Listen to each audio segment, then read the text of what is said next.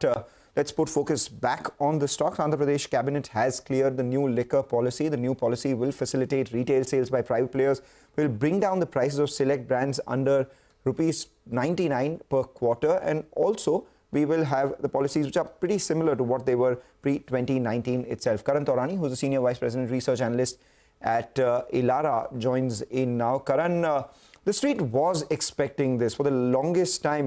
This was on the cards. Now that this has come by, how much more of an incremental positive do you see this for the liquor companies, and who, according to you, would stand to benefit the most? So I think, this is good news for the Alco Bev companies, but a lot of this is, largely priced in. In terms of potential impact, if you see, I think generally AP in terms of volume contribution, it can, boost the volume growth by about 7 to 8% largely for all the companies, because you will also see negative impact of Telangana state coming in, because of interstate movement. So I think net 7-8% volume growth impact, and assuming that, clearly the policy is going to be like Karnataka, which is corporation-based market wherein the retail will be controlled by private, you will definitely see better margins, as compared to Telangana, which means that there will be an earnings rebate of anywhere close to about 8 to 10%. And if you look at the stocks, all the three names, UBL, UNSP, and Radico, have moved up in the range of 20 to 40% over the last 6 months. And this has been one of the triggers, for these companies, apart from inflationary pressure coming down, glass prices cooling off, and, so on and so forth, and H2 being strong gradually. So I think large part of movement is done. Maybe 3 to 6% kind of a price movement could happen from here on. As far as valuations are concerned, they are largely fair. Most of the companies are beyond our target prices by about 10 to 12%, except for UBBL. So in terms of delta, I think UBBL still has got some, more respite in terms of performance. As far as Radico and UNSP is concerned, from a near-term perspective, there's immediate upside. Okay, so United Breweries, you're saying, could have further upside. Stock's not done much. Actually, if you look at it year to date, United Breweries is up just about 16%. I mean, compare it to the kind of market we are in, Karan, maybe so, that still has some elbow room. Beyond the AP policy, if you were to pick an Alco Bev stock right now, would it be United Breweries? Would it be anything else? And you're saying Radico is at risk of near-term decline, is it, because of the sharp rally? No, I would not say that any of these names would be at risk in, some sort of a decline, because there are still a lot of triggers going ahead. So, if you look at the ENA prices might, kind of move up, which could be a positive impact for Radico. They will definitely see backward integration positive impact as well, and Radico has been our top pick. So we would say, one can definitely, accumulate on dips, because this Radico is a very good compounding story with very strong volume growth prospects led by brand innovation.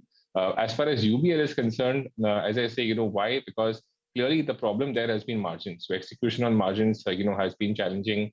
Q1, which is the strongest quarter for the beer industry, UB did not report a strong volume growth as per expectations because of the elections. And I think, once you see volume growth acceleration, and UB was a market leader in 2019 in Andhra Pradesh. So this is going to add some respite, plus inflationary pressures. Glass prices are seeing a cool off. And glass is a bigger contributor for beer companies. 35 to 40% of their COGS is glass led, and plus you have margin improvement. You could see price hikes in other states like Telangana as well. So UB still has ample triggers on valuations perspective as well. Risk reward is quite favorable, and other names would not be a sell or a decline, but yes, it will be more of an accumulate, on near-term basis. Guys, I've been listening into this conversation on Alco Bev and Mangalam. You talked about. So we talked about decline, right? I'll tell you, I'm here in Gurgaon, of course, for the Jefferies conference, and you know more. Gurgaon is the land of the big, fancy, glitzy liquor shops, right? I mean, yeah, it's filled with them. I mean, you just drive from the airport all the way in. It's and in Mumbai, but I think that's just sort of the size and scale between Delhi and Bombay. You've got smaller shops, although they're getting bigger and fancier in Mumbai as well. But here in Gurgaon, it's another level.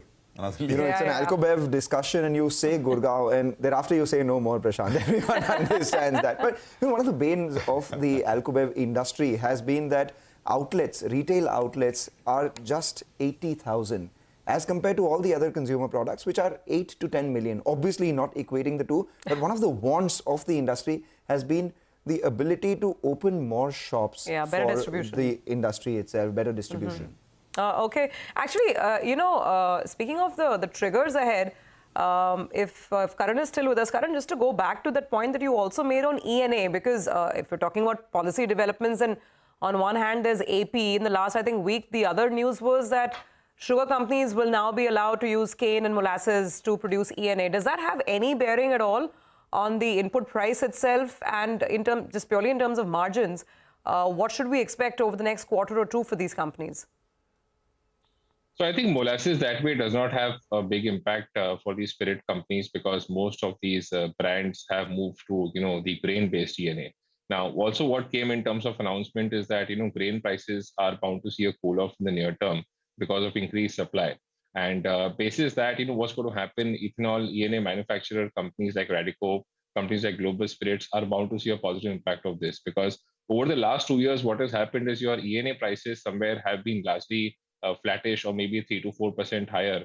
But the cost of manufacturing ENA has gone up substantially because of higher grain prices. So if at all grain prices are to see a cool off over the near term, companies like Radico will see a positive impact in terms of backward integration, because they'll be able to manufacture ENA or rather procure ENA for the internal requirement at a much lower price as compared to market averages. So this is bound to have a positive impact selectively only for Radico and not for other players, because other players outsource ENA externally. But as of now, I think there are no signs of increased inflationary pressure. As I mentioned, glass prices are cooling off. ENA is largely stable.